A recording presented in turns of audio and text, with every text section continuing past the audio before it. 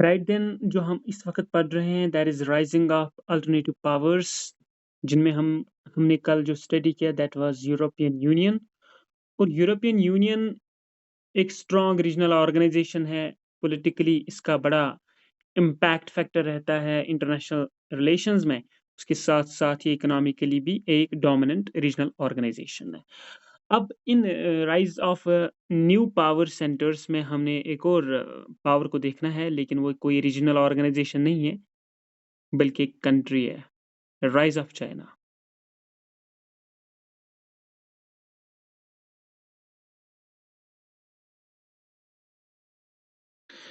Rise of China.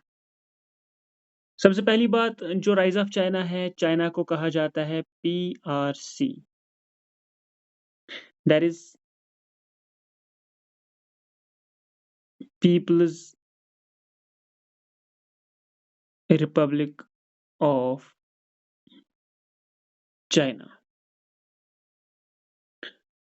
और economically जो China को अगर हम देखेंगे, ये इस वक्त अमेरिका के बाद सेकंड लार्जेस्ट इकोनॉमी है। सेकंड लार्जेस्ट इकोनॉमी वर्ल्ड में है अमेरिका के बाद।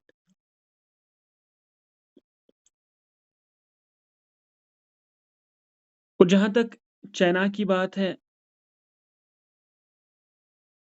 अगर इंटरनेशनल लेवल पे देखेंगे, यूएन का ये मेंबर है। और सिर्फ यूएन का ये मेंबर नहीं है, बल्कि यूएन सिक्योरिटी काउंसिल का ये परमानेंट 5 में से वीटो पावर है। तो वीटो पावर भी इसको है। यूएन का ऑटोमेटिकली ये मेंबर है, तो इसको सिक्योरिटी काउंसिल में वीटो पावर भी है। तो P5 में चाइना भी आता है। ग्रुप ऑफ स्ट्रॉन्ग 20 इकोनॉमीज का भी चाइना जो है वो मेंबर है। उसके साथ साथ ग्रोइंग इकोनॉमीज के साथ भी चाइना की कोऑर्डिनेशन है, जिनको हम कहते हैं BRICS. Brazil, Russia, India, China, South Africa. Brazil, Russia, India, China, South Africa, यहाँ भी चाइना मेंबर है। और जहां तक राइज ऑफ चाइना की बात है, 1949 में जब चाइना वजूद में आता है as people's republic of China, उसके बाद यहाँ पे ये पहले जो प्लानिंग सिस्टम फॉलो करते हैं वो ये सोवियत यूनियन का फॉलो करते हैं। सोवियत सिस्टम को ये फॉलो करते हैं जहां तक प्लानिंग की बात है। During 1950s। उसके बाद इन्होंने कमांड इकोनॉमी लाई। Command economy. कमांड इकोनॉमी क्या होती है? जो स्टेट होती है, जो कंट्री होती है, जो नेशन होता है, इट ओन्स, या तो ये खुद ओन करते हैं या कंट्रोल करते हैं। क्या करते हैं ओन या control? Most economic resources. Most economic resources. तो कमांड इकोनॉमी वो इकोनॉमी होती है जहां एक कंट्री मैक्सिमम इकोनॉमिक रिसोर्सेज को या तो कंट्रोल करती है या वो उनको ओन करती है, मालिकाना हुकूक रखती है। उसके साथ साथ इस कमांड इकोनॉमी में ये भी आता है, जितनी भी इकोनॉमिक एक्टिविटीज होती है, इक्तिसादी जो एक्टिविटीज होती है, इकोनॉमिक एक्टिविटीज, जितनी भी इकोनॉमिक एक्टिविटीज होती है, उनको जो बैक होता है, उनको जो ड्राइव करने वाला होता है, वो होता है planning on the part of the government. Planning of government. तो गवर्नमेंट प्लानिंग के तहत आपकी इकोनॉमिक एक्टिविटीज होती है। यहाँ पर आप मार्केट को ज़्यादा पावर नहीं देते हो। तो मार्केट का जो ड्राइविंग फोर्स होता है, वो गवर्नमेंट होता है। तो जब गवर्नमेंट आपकी प्लानिंग सेक्टर को डोमिनेट करे, मार्केट को डोमिनेट करे, गवर्नमेंट अपनी प्लानिंग के थ्रू इकोनॉमिक एक्टिविटीज़ को भी गवर्नमेंट कंट्रोल करे, प्लानिंग और मार्केट को भी गवर्नमेंट कंट्रोल करे, वो भी आता है कमांड इकोनॉमी में। एक तो इकोनॉमिक रिसोर्सेज पे कंट्रोल करना, मालिकाना हुकूक रखना, और मार्केट की तमाम इकोनॉमिक एक्टिविटीज प्लानिंग के हिसाब से गवर्नमेंट कंट्रोल करती है, वो भी आता है कमांड इकोनॉमी में। उसके बाद थोड़ी-सी जब चाइना को 1960s के दौरान प्रॉब्लम हुई, लेट 1950s से लेके 1960s अर्लियर तक जब चाइना को थोड़ी-सी प्रॉब्लम हुई, तो उसके बाद वहाँ पर उन्होंने जो प्रेफ़रेंस दी डेवलपमेंट के लिए, जिस तरह इंडिया ने यहाँ पर 5 ईयर प्लानिंग की थी, तो इसी तरह चाइना ने वहाँ पे चाहा कि हम डेवलप करें। हम डेवलप 2 एरियाज़ करें, एक एग्रीकल्चर, लेकिन एग्रीकल्चर के लिए इन्होंने चाहा इसको जो प्रेफ़रेंस दी जाएगी 1961 से लेके 1965 तक। इन्होंने एग्रीकल्चर पे बहुत फ़ोकस किया और दूसरे नंबर पे इन्होंने जो फ़ोकस किया, वो है लाइट इंडस्ट्री। लाइट इंडस्ट्री जो लाइट आइटम्स के साथ डील करती है। और तीसरे नंबर पे इन्होंने हेवी इंडस्ट्री रखी।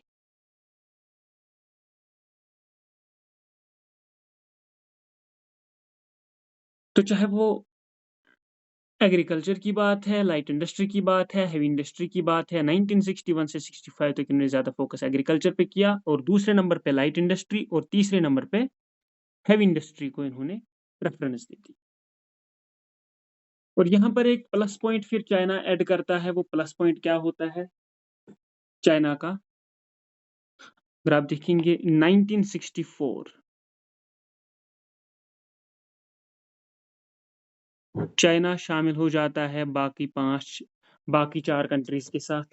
चाइना यहाँ पर क्या करता है? चाइना अचीव करता है न्यूक्लियर पावर। तो ये न्यूक्लियर टेस्ट करते हैं 1964 में और चाइना बन जाता है 5th country in the world to become a nuclear power 1964। तो चाइना से पहले यूएस 1945, यूएसएसआर 1949, इंग्लैंड 1952, फ्रांस 1956 और फिर चाइना 1964 में ये न्यूक्लियर पावर बन जाता है। उसके बाद जब हम हिस्ट्री में जाते हैं तो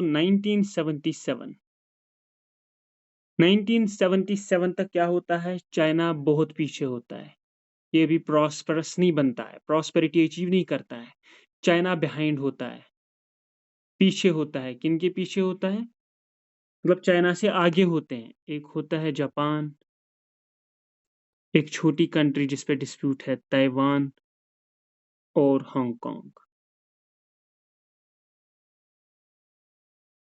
तो चाइना पीछे होता है डेवलपमेंट में, जापान से भी, ताइवान से भी और हांगकांग से भी। कब? 1977 के दौरान। और इसी दौरान फिर वहाँ का जो प्राइम मिनिस्टर यानी प्रीमियर जिसको कहते हैं,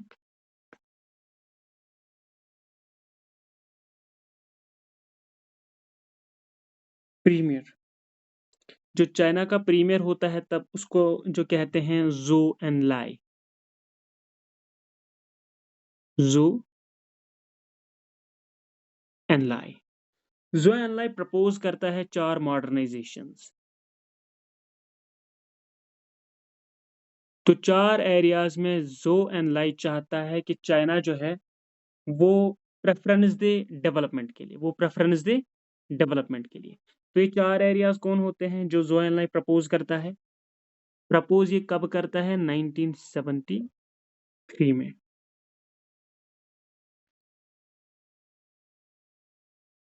1973 में जब ये मॉडर्नाइज़ेशंस 4 एरियाज़ में प्रपोज करता है ज़ो एन लाई जो कि प्रीमियर होता है चाइना का। इन 4 एरियाज़ में जिनमें आपने मॉडर्नाइज़ेशन करनी है, नंबर 1 पे आता है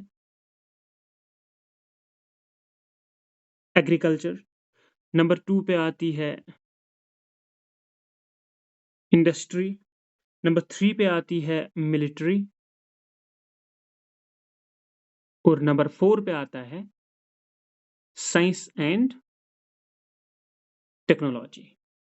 तो ये वो 4 एरियाज़ हैं जिनके लिए स्ट्रेस करता है प्रीमियर ज़ो एन लाई कि हमने मॉडर्नाइज़ेशंस करनी है 1973 में इन 4 एरियाज़ में। उसके बाद जब ये देखा जाता है कि 77 में चाइना अभी भी इनके पीछे है, तो 1978 में चाइना एक और चीज़ अख्तियार करती है। ये अपनी इकोनॉमिक पॉलिसी में तब्दीली लाते हैं, ये कम्युनिस्ट मॉडल को थोड़ा-सा छोड़ के ये ओपन डोर पॉलिसी अख्तियार करते हैं।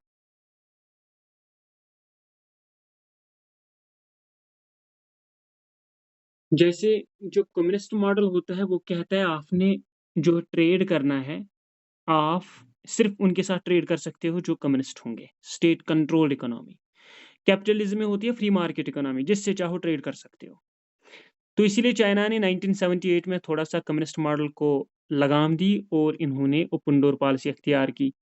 Open door policy that means China ने किए इकोनॉमिक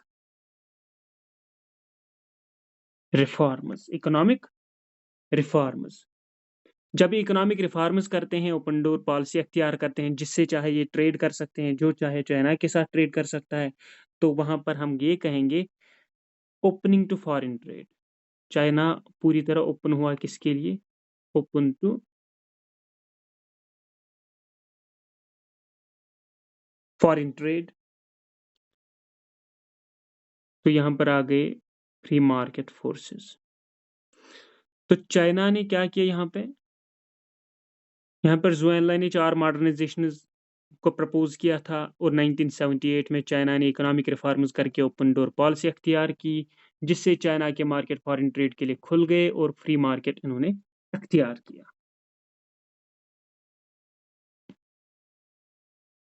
तो चाइना ने यहाँ पर अपने रिसोर्सेज़ इस्तेमाल किए, इसने न वर्ल्ड बैंक से मदद ली और न ही इसने आईएमएफ से मदद ली, तो नो शॉक थेरेपी। इन्होंने कोई भी शॉक थेरेपी नहीं ली। शॉक थेरेपी में आता है ना, जब डिसइंटीग्रेशन ऑफ यूएसएसआर हुई थी तो उन्होंने मदद ली थी आईएमएफ और वर्ल्ड बैंक से। तो यहाँ पर चाइना ने कोई शॉक थेरेपी नहीं की। इन्होंने अपने रिसोर्सेज़ यूज़ किए, अपनी मार्केट इकोनॉमी फ़ॉलो की, अपने रिसोर्सेज़ इन्होंने इस्तेमाल करके अपने जो इकोनॉमिक रिवाइवल है वो कर दिया। और इसके साथ-साथ यहाँ पे जो 1982 में चाइना क्या करता है, ये प्राइवेटाइज़ेशन करते हैं। लेकिन किस एरिया में? Privatisation of agriculture. तो एग्रीकल्चर में प्राइवेटाइज़ेशन करते हैं। और इसी तरह 1982 में अगर एग्रीकल्चर को प्राइवेटाइज़ ये कर रहे हैं, तो 1998 में ये प्राइवेटाइज़ेशन करते हैं इंडस्ट्री की। तो 2 एरियाज़ में चाइना प्राइवेटाइज़ेशन करता है, प्राइवेट सेक्टर इन्वॉल्व करता है, एक एग्रीकल्चर में और एक इंडस्ट्री में। 1982 में एग्रीकल्चर और 1998 में इंडस्ट्री को ये प्राइवेटाइज़ करते हैं। उसके साथ-साथ इसी दौरान चाइना जो है, जो इसके इकोनॉमिक ज़ोन्स हैं, उनको हम कहते हैं एसईज़ेड, जिनकी लोकेशन भी बहुत अच्छी होती है ट्रेड के हिसाब से, तो उनको हम कहते हैं special economic zones. Special economic zones में न चाइना जो है, इन्होंने रिस्ट्रिक्शंस ईज़ कर दी, रिस्ट्रिक्शंस खत्म कर दी। रिस्ट्रिक्शंस इन्होंने ईज़ कर दी स्पेशल इकोनॉमिक ज़ोन्स में, ताकि ज़्यादा से ज़्यादा क्या हो जाए, एफडीआई, फॉरेन डायरेक्ट इन्वेस्टमेंट। तो स्पेशल इकोनॉमिक ज़ोन्स में इन्होंने जब रिस्ट्रिक्शंस ईज़ कर दी, तो इन्होंने चाहा कि फॉरेन डायरेक्ट इन्वेस्टमेंट ज़्यादा एनकरेज हो जाए, बाहर की कंपनियाँ ज़्यादातर प्रेफ़रेंस दें चाइना के इन स्पेशल इकोनॉमिक ज़ोन्स को। तो इनका भी कंट्रीब्यूशन चाहे ये स्पेशल इकोनॉमिक ज़ोन्स में पाबंदियाँ हटाने की बात है, फॉरेन डायरेक्ट इन्वेस्टमेंट को ज़्यादा प्रमोट करना है या प्राइवेटाइज़ेशन इन 2 एरियाज़ में करना है, ये भी कहीं न कहीं कंट्रीब्यूट करते हैं in making China a powerful country. उसके बाद यहाँ पर 2001 2001 हिस्टोरिकल क्यों है चाइना के लिए? क्योंकि चाइना मेंबर बन जाता है। किसका मेंबर बन जाता है? वर्ल्ड ट्रेड ऑर्गनाइज़ेशन का। तो वर्ल्ड ट्रेड ऑर्गनाइज़ेशन का मेंबर चाइना बनता है 2001 में।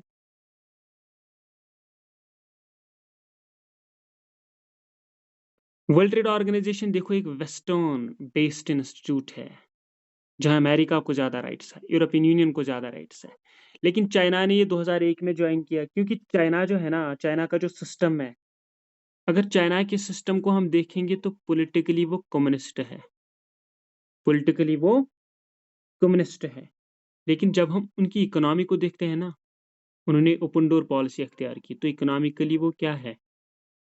कैपिटलिस्ट। इकोनॉमिकली चाइना कैपिटलिस्ट है और पॉलिटिकली जो चाइना है वो कम्युनिस्ट है। और चाइना की इकोनॉमी इतनी अलार्मिंग रेट से बढ़ रही है, ये तज्जिया किया जाता है, ये प्रेडिक्शन की जाती है, till 2040 China is going to replace America as the world's largest economy. 2040 तक चाइना अमेरिका को पीछे कर देगा इकोनॉमी में, वर्ल्ड्स लार्जेस्ट इकोनॉमी बन जाएगा। अब यहाँ पर जो इम्पोर्टेंट बात है वो एक जियोपॉलिटिकल सिनेरियो से हम देखेंगे, जियोपॉलिटिकल सिनेरियो से हम वो देखेंगे कि किस तरह से यहाँ पर जो है चाइना जो है वो डेवलप हो रहा है। अगर आपने कभी ये नाम सुना होगा, उसको हम कहते हैं सिल्क रोड।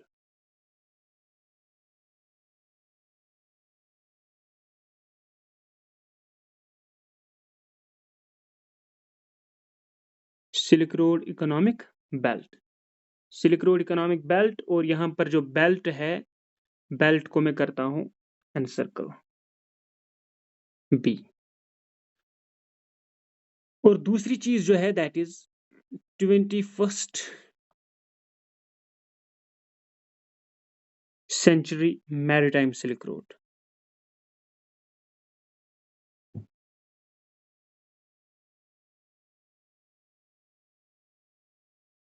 और यहाँ पर मैं जो है रोड को एनसर्कल करता हूँ। अब देखिए यहाँ पे जो सिल्क रोड इकोनॉमिक बेल्ट है और 21st century maritime silk road है, ये दोनों मिला के बनाते हैं BRI। BRI BRI stands for Belt and Road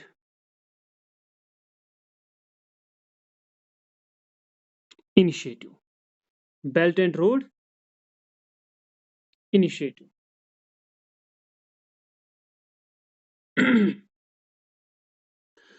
China की इकोनॉमी में चाइना को डेवलप करने के लिए बहुत इम्पॉर्टेंट रोल है सिल्क रोड इकोनॉमिक बेल्ट का और 21st century maritime silk road का। जो याद रखना, जो सिल्क रोड इकोनॉमिक बेल्ट है दैट इज बी, जो 21st century maritime silk road है दैट इज आर। ये दोनों मिला के बनाते हैं BRI, belt and road initiative, belt and road initiative. अब ये BRI जो है,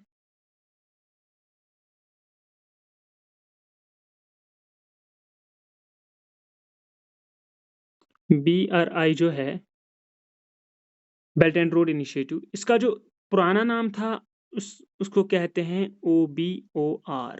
OBOR, O stands for one belt one road initiative.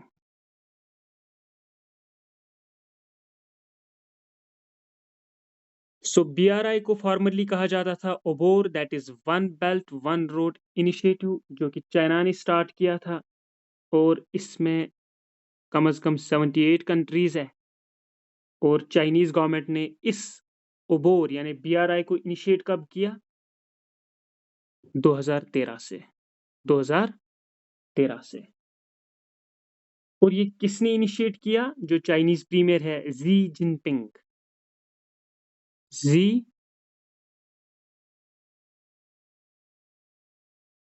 Jinping, इन्होंने ये BRI या ओबोर इनिशिएट किया 2013 से। 2013 से तो इन्होंने इनिशिएट किया,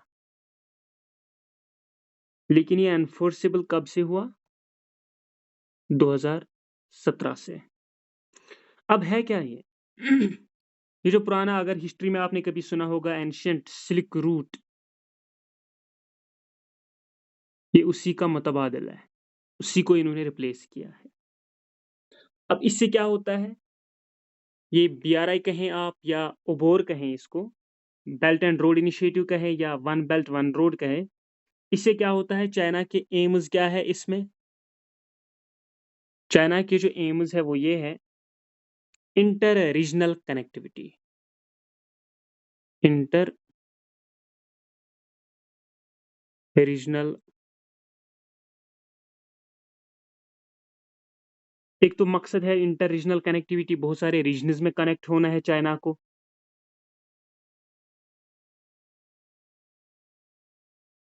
मैरीटाइम कम्युनिकेशन, समंदर में आपने कम्युनिकेट करना है। ट्रेड को बूस्ट करना है,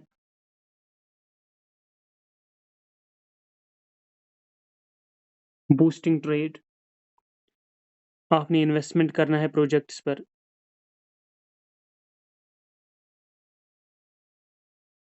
लोगों से लोगों तक कांटेक्ट,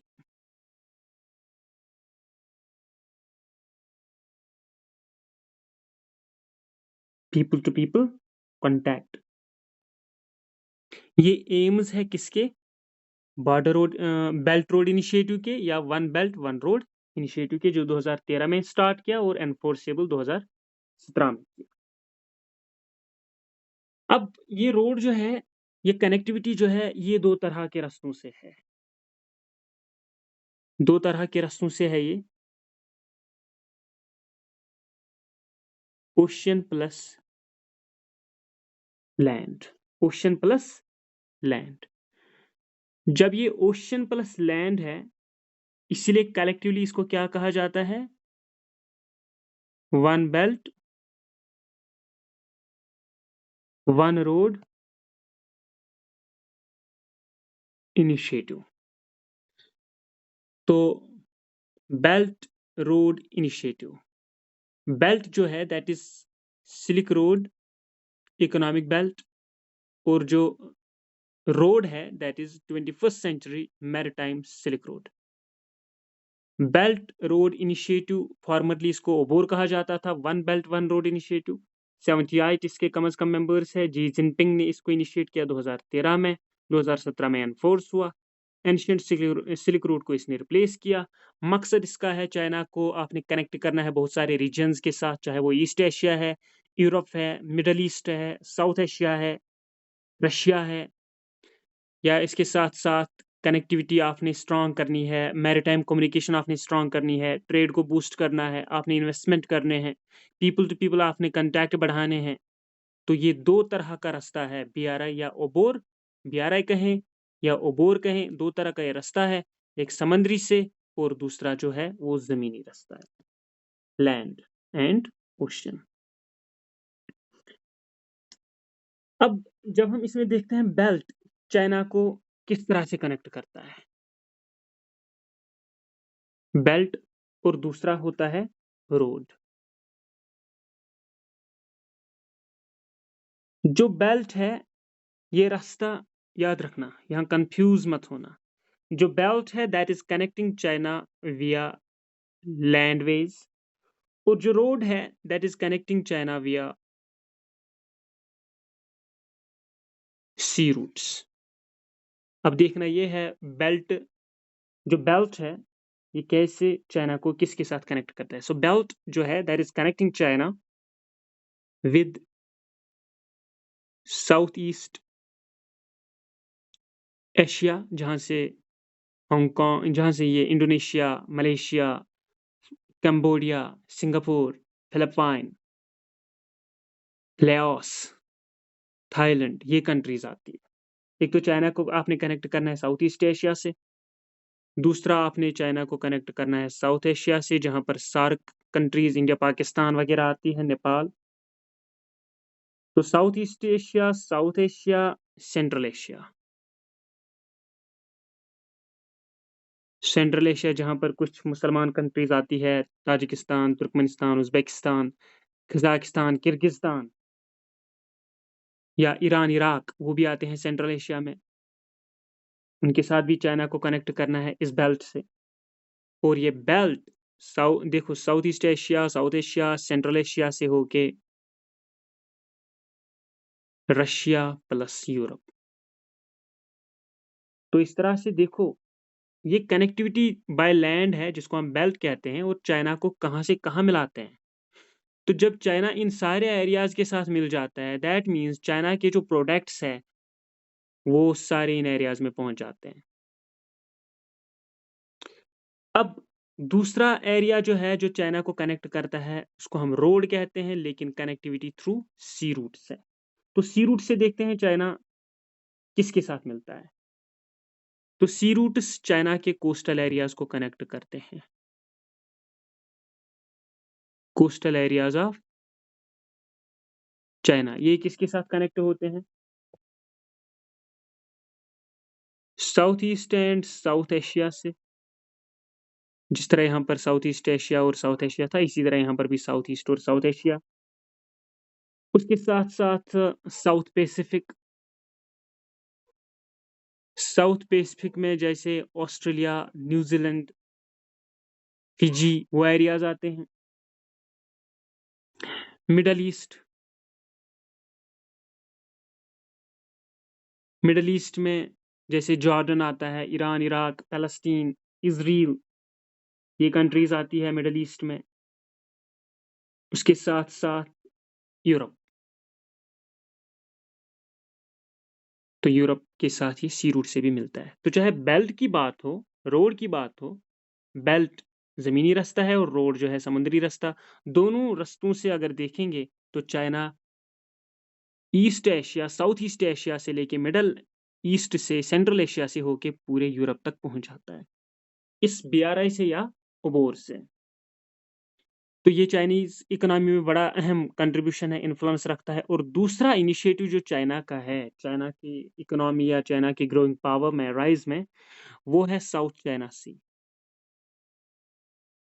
साउथ चाइना सी, साउथ चाइना सी भी बहुत इंपॉर्टेंट है, क्योंकि साउथ चाइना सी अगर आप देखेंगे, ये नॉर्थ अमेरिका है, ये साउथ अमेरिका है, ये यूरोप है, ये अफ्रीका है, ये एशिया है, और ये ऑस्ट्रेलिया है। अगर यहाँ पर चाइना है, ये पैसिफिक ओशन है, ये इंडियन ओशन है, और यहाँ पर जो है साउथ चाइना सी है। तो साउथ चाइना सी कनेक्ट करता है इंडियन ओशन को पैसिफिक ओशन के साथ, इंडियन ओशन को पैसिफिक ओशन के साथ। ये जो लाल एरिया है ये समझो साउथ चाइना सी है, ये इंडियन ओशन है, ये पैसिफिक ओशन है। तो साउथ चाइना सी को माना जाता है connecting link between two big oceans, that is Indian ocean and Pacific ocean. तो साउथ चाइना सी एक तो कनेक्टिंग लिंक है इंडियन और पैसिफिक ओशन के बीच। तो दो समंदरों के बीच जो ट्रेड होता है उसका कंट्रीब्यूशन, जो टैक्स वगैरह जो भी होता है वो चाइना को जाता है। दूसरा, ये साउथ चाइना सी जो है ये मेजर ऑयल ट्रेड रूट भी है, मेजर ऑयल ट्रेड रूट, और कनेक्टिंग लिंक है इंडियन ओशन और पैसिफिक ओशन के बीच ये साउथ चाइना सी। साउथ चाइना सी रिच भी है रिसोर्सेज में।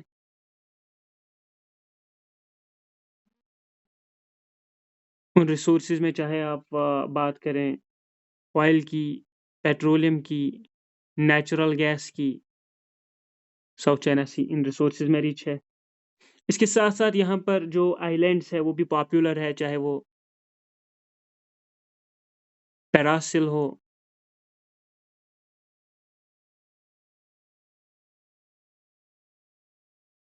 पैरासिल आइलैंड हो, या स्प्रेटली,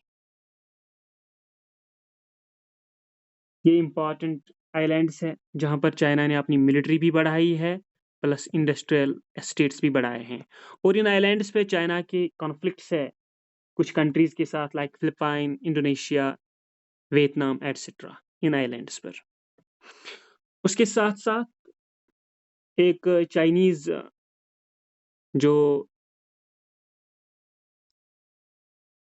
ये होते हैं जैसे इन्वेंशंस के लिए, तो वहां पर एक चाइनीज शहरी था, यंग हुआरेन, यंग हुआरेन। यंग हुआरेन ने साउथ चाइना सी में डिस्कवर की थी 9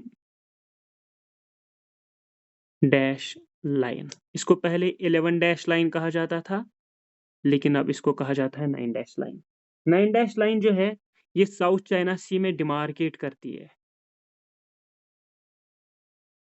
डिमार्केट क्या करती है? Chinese control.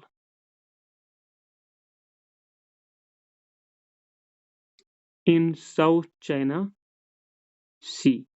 तो 9 डैश लाइन बहुत इंपॉर्टेंट है, यंग हुआरी ने डिस्कवर की, और ये साउथ चाइना सी में एरिया दिखाती है। कौन सा एरिया? चाइना का है। कौन सा एरिया? चाइना का है। 9 डैश लाइन। तो उसके बाद यहाँ पर जो ये साउथ चाइना सी है, यहाँ पर चाइना डोमिनेंस दिखाता है। ऊपर से ये जो साउथ चाइना सी है कनेक्टिंग लिंक है दो बड़े ओशियंस के बीच, इसीलिए यहाँ पर बहुत सारे बड़े देश चाहते हैं कि इस साउथ चाइना सी में जो है फ्री नेविगेशन रहे, फ्री नेविगेशन रहे, जिनमें यूएस है, इंडिया है, ऑस्ट्रेलिया है, जापान है, इंग्लैंड है। तो इसलिए इन बड़े देशों ने थोड़ी सी आपस में ग्रुपिंग की है। एक बनाया है क्वाड्रिलेटरल चाइना को इम्पैक्ट करने के लिए, और एक बनाया है ट्रायंगल। क्वाड्रिलेटरल में आता है US, India, Japan, Australia. Triangle में आता है जापान, ऑस्ट्रेलिया, इंडिया। एक और ट्रायंगल में आता है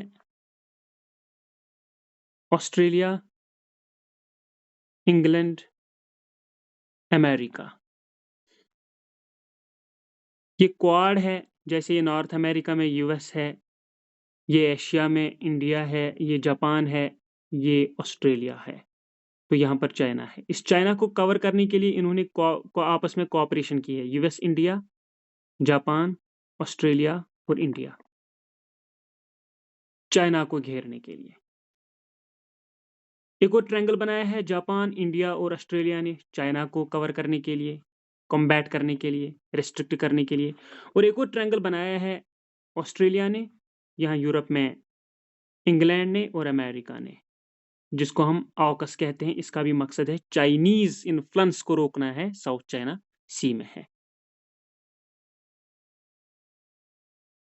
तो ऑकस में ये 3 कंट्रीज आती है, ये जाय है और ये क्वाड्रिलेटरल है। इनका भी मकसद यही है, इन सभी का मकसद है जो चाइनीज इन्फ्लुएंस है साउथ चाइना सी में वो कम होना चाहिए, और हमें फ्री नेविगेशन मतलब हमारे जहाज जो है इंडियन ओशन से पैसिफिक ओशन तक फ्रीली घूमे इधर उधर। तो ये वो रीजंस है कि चाइना जो है एमर्ज होता है एज अ ग्रोइंग पावर। तो यहाँ पर जो जियो पॉलिटिक्स है चाइना की, चाहे उसमें साउथ चाइना सी आता है, चाहे उसमें जो इनिशिएटिव है बेल्ट रोड इनिशिएटिव, या चाइनीज इकोनॉमी जिसमें वो अपने रिसोर्स इस्तेमाल करते हैं, या ओपन डोर पॉलिसी है चाइना की, या बाकी मॉडर्नाइजेशन है, या प्राइवेटाइजेशन है, या फॉरेन डायरेक्ट इन्वेस्टमेंट है, या फॉरेन स्पेशल इकोनॉमिक जोन्स में एफडीआई को प्रमोट करना है, ये सभी चीज़ें रिस्पॉन्सिबल है for the rising of China.